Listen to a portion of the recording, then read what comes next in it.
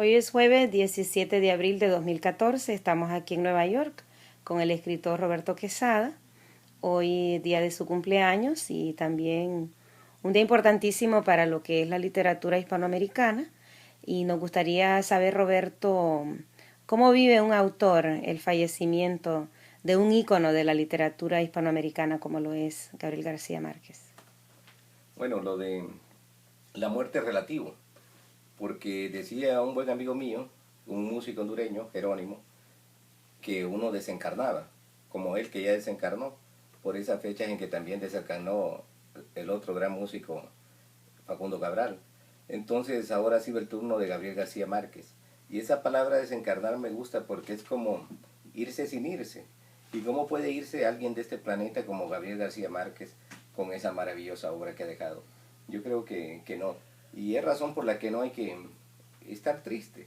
Yo pienso más bien que es un renacer, porque esas generaciones que no lo conocían, ahora con su muerte, se está hablando más de él y van a saber de él. Es otras generaciones que vienen y van a ser también García Marquinas.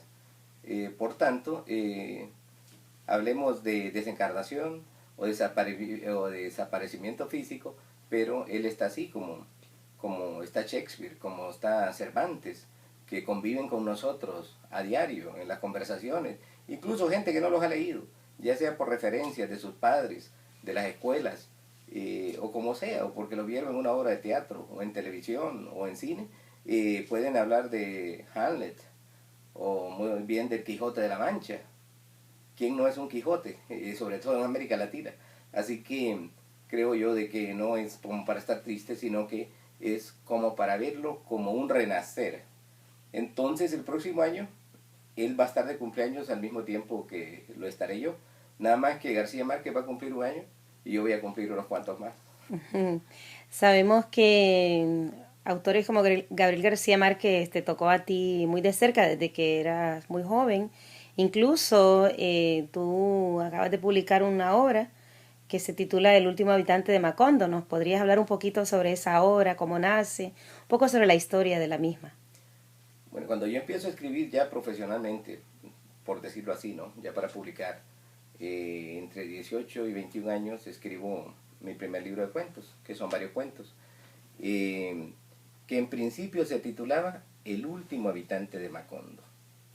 Pero mi amigo Roberto Castillo, quien también lastimosamente ya desencarnó joven, escritor hondureño, me metió miedo y me dijo que había que tener cuidado con ese tipo de títulos.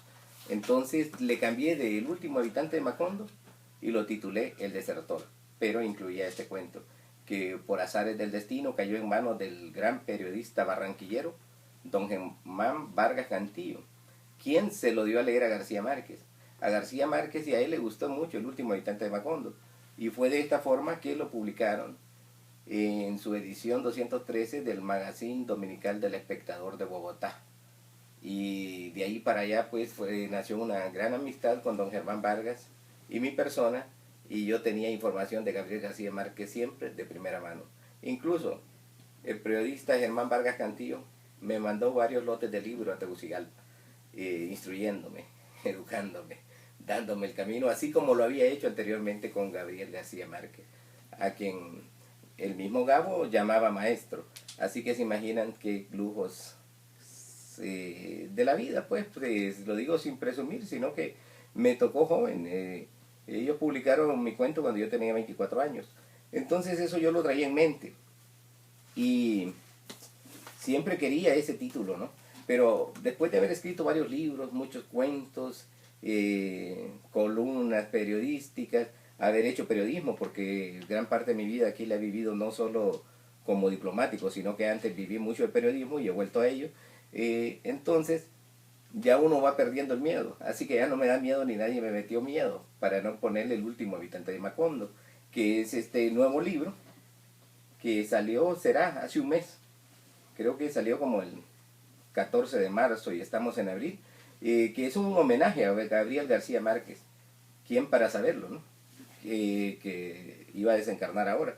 Entonces fue en esas circunstancias que decidí publicarlo ya con unos nuevos cuentos y que todos de alguna manera tienen una relación literaria, como El fantasma de Faulkner, que también tiene que ver con García Márquez y Germán Vargas Cantillo. Así que ha sido esa relación un poco atolondrada, un poco así, de irnos conociendo en el camino con Gabriel García Márquez. Pásamelo, Mateo, quiero leer un fragmento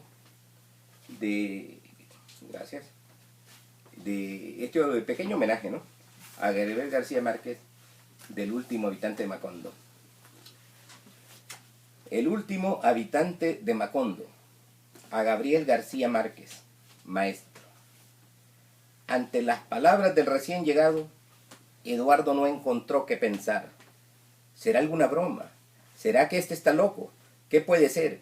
Y tantas cosas que desfilaron como vagones de ferrocarril por su cerebro. No teniendo otra alternativa, lo hizo que pasara de la puerta y lo invitó a sentarse. El recién llegado agradeció con una sonrisa y se dejó caer en uno de los muebles. Su cabeza parecía dar más vueltas que la tierra, contemplando de arriba hacia abajo las paredes, las pinturas, el ventilador, la alfombra y todo cuanto a la vista estaba.